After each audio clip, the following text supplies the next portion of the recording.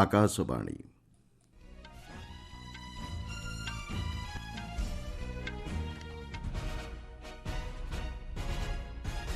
ସମ୍ବାଦ ପଢ଼ୁଛନ୍ତି ମଳୟ ରଞ୍ଜନ ମିଶ୍ର। ଓଡ଼ିଶାର କଳା, ସାହିତ୍ୟ ଏବଂ ସଙ୍ଗୀତର ପ୍ରଚାର ଓ ପ୍ରସାର ଦିଗରେ ଡକ୍ଟର ମହତାବଙ୍କ ଅବଦାନ ଉଲ୍ଲେଖନୀୟ, କହିଲେ ରାଷ୍ଟ୍ରପତି। ନୂଆଦିଲ୍ଲୀର ଭାରତ ମଣ୍ଡପମ୍ଠାରେ ଆସନ୍ତା ସୋମବାର ଦିନ ଆଇସିଏ ବିଶ୍ୱ ସମବାୟ ସମ୍ମିଳନୀକୁ ଉଦ୍ଘାଟନ କରିବେ ପ୍ରଧାନମନ୍ତ୍ରୀ। 2022 ଓ 2023 ବର୍ଷ ପାଇଁ ଆସନ୍ତାକାଲି ପ୍ରଦାନ କରାଯିବ ଉସ୍ତାଦ ବିସ୍ମିଲ୍ଲା ଖାଁ ଯୁବ ପୁରସ୍କାର। ପାକିସ୍ତାନର ଖାଇବର ପଖ୍ତୁଆ ପ୍ରଦେଶରେ 2ଟି ଯାତ୍ରୀବାହୀ ଗାଡ଼ି ଉପରକୁ ଗୁଳିମାଡ଼ରେ 38 ଜଣଙ୍କର ମୃତ୍ୟୁ ଏବଂ Bharat Australia border Gavaskar trophy cricket test ସିରିଜ୍ର ପ୍ରଥମ ମ୍ୟାଚ୍ ଆସନ୍ତାକାଲିଠାରୁ ପର୍ଥଠାରେ ଖେଳାଯିବ। ଡକ୍ଟର ହରେକୃଷ୍ଣ ମହତାବ ଜଣେ ଦୂରଦୃଷ୍ଟି ସମ୍ପନ୍ନ ନେତା ଥିଲେ ବୋଲି ରାଷ୍ଟ୍ରପତି ଦ୍ରୌପଦୀ ମୁର୍ମୁ କହିଛନ୍ତି। ନୂଆଦିଲ୍ଲୀରେ ଆଜି ଡକ୍ଟର ମହତାବଙ୍କ 125ତମ ଜୟନ୍ତୀ ଉତ୍ସବରେ ଯୋଗଦେଇ ରାଷ୍ଟ୍ରପତି କହିଛନ୍ତି, ଓଡ଼ିଶାର କଳା, ସାହିତ୍ୟ ଏବଂ ସଙ୍ଗୀତ ପ୍ରଚାର ଓ ପ୍ରସାର ଦିଗରେ ତାଙ୍କର ଉଲ୍ଲେଖନୀୟ ଅବଦାନ ରହିଥିଲା। ତାଙ୍କ ମୁଖ୍ୟମନ୍ତ୍ରିତ୍ୱ ସମୟରେ ଓଡ଼ିଶାରେ ଅନେକ ବିକାଶମୂଳକ କାର୍ଯ୍ୟ ସମ୍ପନ୍ନ ହୋଇଥିଲା। ହୀରାକୁଦ ଏବଂ ଅନ୍ୟାନ୍ୟ ପ୍ରକଳ୍ପ ଯୋଗୁଁ ଓଡ଼ିଶା ବିଦ୍ୟୁତ୍ ଉତ୍ପାଦନରେ ଏକ ଅଗ୍ରଣୀ ରାଜ୍ୟ ପାଲଟିଛି ବୋଲି ରାଷ୍ଟ୍ରପତି କହିଛନ୍ତି। ଡକ୍ଟର ମହତାବଙ୍କ ନେତୃତ୍ୱର ଦକ୍ଷତା ଏବଂ ଜାତୀୟତାବାଦୀ ଚିନ୍ତାଧାରା ଆମ ସମସ୍ତଙ୍କ ପାଇଁ ପ୍ରେରଣାର ଉତ୍ସ ହୋଇ ରହିବ ବୋଲି ସେ କହିଛନ୍ତି। ପ୍ରଧାନମନ୍ତ୍ରୀ ନରେନ୍ଦ୍ର ମୋଦି ଆସନ୍ତା ସୋମବାର ଦିନ ନୂଆଦିଲ୍ଲୀର ଭାରତ ମଣ୍ଡପମ୍ଠାରେ ଆଇସିଏ ବିଶ୍ୱ ସମବାୟ ସମ୍ମିଳନୀକୁ ଉଦ୍ଘାଟନ କରିବେ। ନୂଆଦିଲ୍ଲୀରେ ଆଜି ଗଣମାଧ୍ୟମକୁ ଏ ସମ୍ପର୍କରେ ସୂଚନା ଦେଇ ସମବାୟ ମନ୍ତ୍ରଣାଳୟ ସଚିବ ଡକ୍ଟର ଆଶିଷ କୁମାର ଭୁଟାନୀ କହିଛନ୍ତି, ଭାରତରେ ପ୍ରଥମ ଥର ପାଇଁ ଏହି ସମ୍ମିଳନୀ ଆୟୋଜିତ ହେଉଛି। 6 ଦିନ ଧରି ଅନୁଷ୍ଠିତ ହେବାକୁ ଥିବା ଏହି ସମ୍ମିଳନୀର ବିଷୟବସ୍ତୁ ରହିଛି ସମସ୍ତଙ୍କ ସମୃଦ୍ଧିରେ ସମବାୟ। ଅନ୍ତର୍ଜାତୀୟ ସମବାୟ ବର୍ଷ 2025 ପାଳନ ଅବସରରେ ପ୍ରଧାନମନ୍ତ୍ରୀ ଶ୍ରୀ ମୋଦି ଏକ ସ୍ମାରକୀ ଡାକ ଟିକଟ ମଧ୍ୟ ଉନ୍ମୋଚନ କରିବେ। ଏହି ସମ୍ମିଳନୀରେ ଭୁଟାନ ପ୍ରଧାନମନ୍ତ୍ରୀ ଦାସୋ ସେରିଙ୍ଗ୍ ତୋବଗେ ଏବଂ ଫିଜିର ଉପପ୍ରଧାନମନ୍ତ୍ରୀ ମନୋଆ କାମିକେମିକା ଯୋଗଦେବେ ବୋଲି ଡକ୍ଟର ଭୁଟାନୀ ସୂଚନା ଦେଇଛନ୍ତି। ମହାରାଷ୍ଟ୍ର ବିଧାନସଭା ନିର୍ବାଚନରେ ମତଦାନ ହାର 65.11% ହୋଇଛି। ଗତ 30 ବର୍ଷ ମଧ୍ୟରେ ଏହା ସର୍ବାଧିକ ବୋଲି ଜଣାପଡ଼ିଛି। ଆଦିବାସୀ ଅଧ୍ୟୁଷିତ ଜିଲ୍ଲା ଗଡ଼ଚିରୋଲିରେ ଗଣତାନ୍ତ୍ରିକ ଅଧିକାର ସାବ୍ୟସ୍ତ କରିବା ପାଇଁ ଭୋଟରଙ୍କ ମଧ୍ୟରେ ଉତ୍ସାହ ପରିଲକ୍ଷିତ ହୋଇଥିଲା। ସେଠାରେ ନକ୍ସଲ କାର୍ଯ୍ୟକଳାପ ସତ୍ତ୍ୱେ ଭୋଟରମାନେ ଗଣତାନ୍ତ୍ରିକ ପ୍ରକ୍ରିୟାରେ ଅଧିକ ସଂଖ୍ୟାରେ ସାମିଲ ହୋଇଥିଲେ।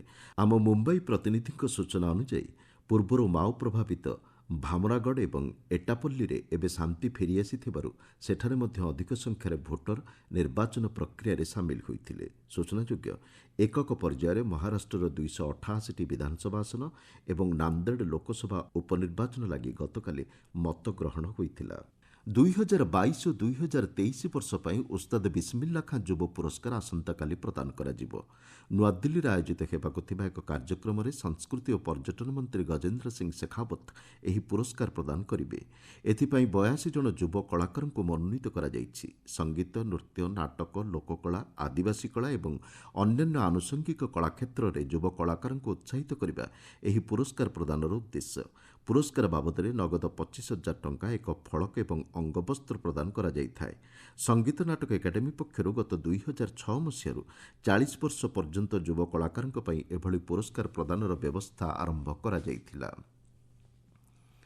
ଡିଜିଟାଲ କ୍ଷେତ୍ରରେ ଉପଯୋଗୀ ବିଷୟବସ୍ତୁ ସହିତ ସମାଜର ସବୁ ବର୍ଗର ଲୋକଙ୍କ ପାଇଁ କାର୍ଯ୍ୟକ୍ରମ ପ୍ରସ୍ତୁତ କରିବା ଲକ୍ଷ୍ୟରେ ନୂତନ ଓଟିଟି ପ୍ଲାଟଫର୍ମ ଆରମ୍ଭ କରାଯାଇଛି ବୋଲି ପ୍ରସାର ଭାରତୀ ଅଧ୍ୟକ୍ଷ ନବନୀତ କୁମାର ସେହଗଲ କହିଛନ୍ତି।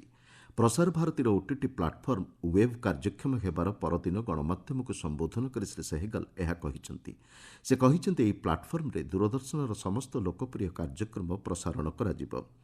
ଏପରିକି ସାଂସ୍କୃତିକ ଐତିହ୍ୟ ଆଧାରିତ ଆଞ୍ଚଳିକ କାର୍ଯ୍ୟକ୍ରମଗୁଡ଼ିକୁ ମଧ୍ୟ ଏହି ପ୍ଲାଟଫର୍ମରେ ଅନ୍ତର୍ଭୁକ୍ତ କରାଯାଇଛି ବୋଲି ସେ ସୂଚନା ଦେଇଛନ୍ତି। ପ୍ରସାର ଭାରତୀ ମୁଖ୍ୟ କାର୍ଯ୍ୟନିର୍ବାହୀ ଅଧିକାରୀ ଗୌରବ ଦ୍ୱିବେଦୀ କହିଛନ୍ତି, ସବୁଠାରୁ ଅଧିକ ଦର୍ଶକଙ୍କ ପାଖରେ ପହଞ୍ଚିବା ଲକ୍ଷ୍ୟରେ ଏହି ପ୍ଲାଟଫର୍ମର ଆରମ୍ଭ କରାଯାଇଛି। ପ୍ରଥମ ପର୍ଯ୍ୟାୟରେ 10ଟି ଭାଷାର ବିଷୟବସ୍ତୁକୁ ଏଥିରେ ସ୍ଥାନିତ କରାଯାଇଛି। ପର୍ଯ୍ୟାୟକ୍ରମେ ସମସ୍ତ ଭାଷା ଏବଂ ଉପଭାଷାର କାର୍ଯ୍ୟକ୍ରମକୁ ଏଥିରେ ଅନ୍ତର୍ଭୁକ୍ତ କରାଯିବାର ଲକ୍ଷ୍ୟ ରଖାଯାଇଛି ବୋଲି ସେ ସୂଚନା ଦେଇଛନ୍ତି। ଆପଣମାନେ ସମ୍ବାଦ ଶୁଣୁଛନ୍ତି ଆକାଶବାଣୀରୁ। ପାକିସ୍ତାନର ଖାଇବର ପଖ୍ତୁଆ ପ୍ରଦେଶର ଉତ୍ତର ପଶ୍ଚିମାଞ୍ଚଳରେ 2ଟି ଯାତ୍ରୀବାହୀ ଗାଡ଼ି ଉପରକୁ ଗୁଳିଚାଳନା ଦ୍ୱାରା 38 ଜଣଙ୍କର ମୃତ୍ୟୁ ହୋଇଛି। ଏଥିରେ 29 ଜଣ ଆହତ ହୋଇଛନ୍ତି। ପ୍ରଦେଶର ମୁଖ୍ୟ ଶାସନ ସଚିବ ନଦିମ୍ ଅସଲାମ ଚୌଧୁରୀ ଏ ସମ୍ପର୍କରେ ସୂଚନା ଦେଇ କହିଛନ୍ତି, କୁରମ ଆଦିବାସୀ ଜିଲ୍ଲାରେ ଏହି ଗୁଳିକାଣ୍ଡ ଆଜି ଘଟିଛି। ଆହତଙ୍କ ସ୍ଥିତିକୁ ଦେଖିଲେ ମୃତ୍ୟୁ ସଂଖ୍ୟା ବୃଦ୍ଧି ପାଇବାର ଆଶଙ୍କା ରହିଛି ବୋଲି ସେ କହିଛନ୍ତି। ମିଳିଥିବା ସୂଚନା ଅନୁଯାୟୀ ଗୋଟିଏ ଯାତ୍ରୀବାହୀ ଗାଡ଼ି ପେଶୱାରରୁ ପାରାଚିନାର ଏବଂ ଅନ୍ୟଟି ବିପରୀତ ଦିଗରୁ ଯାଉଥିବା ବେଳେ ସଶସ୍ତ୍ର ବ୍ୟକ୍ତି ଗାଡ଼ି ଦୁଇଟି ଉପରକୁ ଗୁଳିମାଡ଼ କରିଥିଲେ। ବାଂଲାଦେଶର ମଧ୍ୟବର୍ତ୍ତୀକାଳୀନ ସରକାର ଏକ ନୂତନ ନିର୍ବାଚନ ଆୟୋଗ ଗଠନ କରିଛନ୍ତି। ପୂର୍ବତନ ସଚିବ ଏଏମ୍ଏମ୍ ନାସିରୁଦ୍ଦିନଙ୍କୁ ମୁଖ୍ୟ ନିର୍ବାଚନ ଆୟୁକ୍ତ ଭାବେ ନିଯୁକ୍ତ କରାଯାଇଛି। ତାଙ୍କ ସହ ଅନ୍ୟ 4 ଜଣଙ୍କୁ ନିର୍ବାଚନ ଆୟୁକ୍ତ ଭାବେ ମଧ୍ୟ ମନୋନୀତ କରାଯାଇଛି। ଆସନ୍ତା 5 ବର୍ଷ ପାଇଁ ସେମାନେ ଏହି ଦାୟିତ୍ୱ ନିର୍ବାହ କରିବେ। ରାଷ୍ଟ୍ରପତି ମହମ୍ମଦ ଶାହାବୁଦ୍ଦିନ ବାଂଲାଦେଶ ସମ୍ବିଧାନର ଧାରା 118 ଉପଧାରା 1 ଅନୁଯାୟୀ ଏହି 5 ଜଣଙ୍କୁ ନିଯୁକ୍ତ କରିଛନ୍ତି। କ୍ୟାବିନେଟ୍ ବିଭାଗ ପକ୍ଷରୁ ମଧ୍ୟ ଏ ସମ୍ପର୍କିତ ବିଜ୍ଞପ୍ତି ପ୍ରକାଶ ପାଇଛି। ସୂଚନାଯୋଗ୍ୟ, ଶେଖ୍ ହାସିନାଙ୍କ ନେତୃତ୍ୱାଧୀନ ଆୱାମୀ ଲିଗ୍ ସରକାରଙ୍କ ପତନର 1 ମାସ ପରେ ସେପ୍ଟେମ୍ବର 5 ତାରିଖରେ ପୂର୍ବତନ ମୁଖ୍ୟ ନିର୍ବାଚନ ଆୟୁକ୍ତ କାଜୀ ହାବିବୁଲ ଆୱଲଙ୍କ ସମେତ ନିର୍ବାଚନ ଆୟୋଗର 4 ଜଣ ଯାକ ସଦସ୍ୟ ତାଙ୍କ ପଦବୀରୁ ଇସ୍ତଫା ପ୍ରଦାନ କରିଥିଲେ। ମଧ୍ୟବର୍ତ୍ତୀକାଳୀନ ସରକାର ଗଠନ ପରେ ନୂତନ ନିର୍ବାଚନ ଆୟୋଗ ଗଠନ ଏବଂ ସାଧାରଣ ନିର୍ବାଚନ ପାଇଁ ଆବଶ୍ୟକ ପଦକ୍ଷେପ ଗ୍ରହଣ କରିବାକୁ ବିଭିନ୍ନ ରାଜନୈତିକ ଦଳ ପକ୍ଷରୁ ଦାବି ଉପସ୍ଥାପନ କରାଯାଇଥିଲା। ଭାରତୀୟ ସେନାମୁଖ୍ୟ ଜେନେରାଲ ଉପେନ୍ଦ୍ର ଦ୍ୱିବେଦୀ 5 ଦିନିଆ ନେପାଳ ଗସ୍ତରେ ଯାଇଛନ୍ତି। ନେପାଳ ସେନାମୁଖ୍ୟ ଜେନେରାଲ ଅଶୋକ ରାଜ ସିଗଡେଲଙ୍କ ଆମନ୍ତ୍ରଣ କ୍ରମେ ଜେନେରାଲ ଦ୍ୱିବେଦୀ ଏହି ଗସ୍ତରେ ଯାଇଛନ୍ତି। ତାଙ୍କ ସହ ପତ୍ନୀ ସୁନିତା ଦ୍ୱିବେଦୀଙ୍କ ସମେତ 5 ଜଣିଆ ପ୍ରତିନିଧି ମଣ୍ଡଳୀ ନେପାଳ ଯାଇଛନ୍ତି। ସୂଚନାଯୋଗ୍ୟ, ସୁନିତା ଦ୍ୱିବେଦୀ ସେନା କର୍ମଚାରୀଙ୍କ ପତ୍ନୀ କଲ୍ୟାଣ ସଂଗଠନର ଅଧ୍ୟକ୍ଷା ଅଛନ୍ତି। ତ୍ରିଭୁବନ ଅନ୍ତର୍ଜାତୀୟ ବିମାନ ବନ୍ଦରରେ ଜେନେରାଲ ଦ୍ୱିବେଦୀଙ୍କ ସହ ପ୍ରତିନିଧି ମଣ୍ଡଳୀଙ୍କୁ ନେପାଳ ସାମରିକ ଅପରେସନ ବିଭାଗର ମୁଖ୍ୟ ମେଜର ଜେନେରାଲ ପ୍ରେମ ଧ୍ୱଜ ଅଧିକାରୀ ସ୍ୱାଗତ କରିଥିଲେ। ପରେ ନେପାଳ ସେନା ମୁଖ୍ୟାଳୟଠାରେ ଜେନେରାଲ ଦ୍ୱିବେଦୀଙ୍କ ଗାର୍ଡ ଅଫ୍ ଅନର ପ୍ରଦାନ କରାଯାଇଥିଲା। ଜେନେରାଲ ଦ୍ୱିବେଦୀ ନେପାଳ ପ୍ରତିପକ୍ଷଙ୍କ ସହ ଦ୍ୱିପାକ୍ଷିକ ସାମରିକ ପ୍ରସଙ୍ଗ ନେଇ ଆଲୋଚନା କରିଥିଲେ। ସେନା ମୁଖ୍ୟାଳୟ ପରିସରରେ ଜେନେରାଲ ଦ୍ୱିବେଦୀ ଏକ ଚାରାରୋପଣ କରିଥିଲେ। ରାଜଧାନୀ କାଠମାଣ୍ଡୁଠାରେ ଆଜି ଅନୁଷ୍ଠିତ ଏକ ସ୍ୱତନ୍ତ୍ର ସମାରୋହରେ ରାଷ୍ଟ୍ରପତି ରାମଚନ୍ଦ୍ର ପୌଡେଲ ଜେନେରାଲ ଦ୍ୱିବେଦୀଙ୍କୁ ନେପାଳୀ ସେନାର ସମ୍ମାନଜନକ ଜେନେରାଲ ଉପାଧି ପ୍ରଦାନ କରିଥିଲେ। ମତ୍ସ୍ୟ ପ୍ରାଣୀ ସମ୍ପଦ ଓ ଦୁଗ୍ଧ ଉତ୍ପାଦନ ମନ୍ତ୍ରୀ ରାଜୀବ ରଞ୍ଜନ ସିଂ କହିଛନ୍ତି, ଦେଶରେ ମାଛ ଉତ୍ପାଦନ କ୍ଷେତ୍ରରେ ଆଭ୍ୟନ୍ତରୀଣ ମାଛଧରା ଗୁରୁତ୍ୱପୂର୍ଣ୍ଣ ଭୂମିକା ଗ୍ରହଣ କରିଛି। ସାମୁଦ୍ରିକ ମାଛଧରା ଅପେକ୍ଷା ଏହା ଅଧିକ ବୋଲି ମନ୍ତ୍ରୀ ଶ୍ରୀ ସିଂ କହିଛନ୍ତି। ନୂଆଦିଲ୍ଲୀରେ ଆଜି ବିଶ୍ୱ ମତ୍ସ୍ୟ ଦିବସ ସମାରୋହରେ ଉଦ୍ବୋଧନ ଦେଇ ମନ୍ତ୍ରୀ ଶ୍ରୀ ସିଂ ମତ୍ସ୍ୟଚାଷ କ୍ଷେତ୍ରରେ ନିରନ୍ତର ଅଭିବୃଦ୍ଧି ପାଇଁ ସରକାର ପ୍ରତିଶ୍ରୁତିବଦ୍ଧ ବୋଲି କହିଛନ୍ତି। ଏହି ଅବସରରେ 5ମ ସାମୁଦ୍ରିକ ମତ୍ସ୍ୟଗଣନା କାର୍ଯ୍ୟକ୍ରମକୁ ଶ୍ରୀ ସିଂ ଶୁଭାରମ୍ଭ କରିଥିଲେ। ଆଧାର ଭିତ୍ତିକ ଓଟିପି ଜରିଆରେ କର୍ମଚାରୀଙ୍କ ପାଇଁ ୟୁନିଭର୍ସାଲ ଆକାଉଣ୍ଟ ନମ୍ବର ୟୁଏଏନ୍ କାର୍ଯ୍ୟକାରୀ କରିବାକୁ କେନ୍ଦ୍ର ସରକାର କର୍ମଚାରୀ ଭବିଷ୍ୟନିଧି ପାଣ୍ଠି ସଂଗଠନ ଇପିଏଫ୍ଓକୁ ନିର୍ଦ୍ଦେଶ ଦେଇଛନ୍ତି। ଚଳିତ ବର୍ଷର କେନ୍ଦ୍ରୀୟ ବଜେଟ୍ରେ ଘୋଷଣା କରାଯାଇଥିବା ନିଯୁକ୍ତି ସଂକ୍ରାନ୍ତ ପ୍ରୋତ୍ସାହନ ଯୋଜନାରେ ଅଧିକରୁ ଅଧିକ ନିଯୁକ୍ତିଦାତା ଏବଂ କର୍ମଚାରୀଙ୍କ ଅଂଶଗ୍ରହଣକୁ ସୁନିଶ୍ଚିତ କରିବା ପାଇଁ ଶ୍ରମ ଓ ନିୟୋଜନ ମନ୍ତ୍ରଣାଳୟ ଗୁରୁତ୍ୱ ଆରୋପ କରିଛି। ଏଥିପାଇଁ ନିଯୁକ୍ତିଦାତାଙ୍କ ସଚେତନତା ବୃଦ୍ଧି ଲକ୍ଷ୍ୟରେ ପଦକ୍ଷେପ ଗ୍ରହଣ କରିବାକୁ ମନ୍ତ୍ରଣାଳୟ ଇପିଏଫ୍ଓକୁ କହିଛି।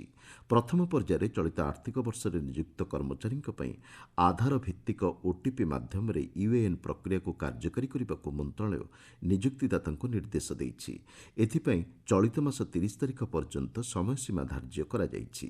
ଏହାପରେ ଅନ୍ୟ କର୍ମଚାରୀଙ୍କ ପାଇଁ ଏହି ପ୍ରକ୍ରିୟା କାର୍ଯ୍ୟକାରୀ କରିବାକୁ କୁହାଯାଇଛି। ଇପିଏଫ୍ଓର ଅନ୍ଲାଇନ୍ ବ୍ୟବସ୍ଥାକୁ ଏଥିପାଇଁ ଉପଯୋଗ କରିବାକୁ ନିଯୁକ୍ତିଦାତାଙ୍କୁ ମନ୍ତ୍ରଣାଳୟ ପରାମର୍ଶ ଦେଇଛି।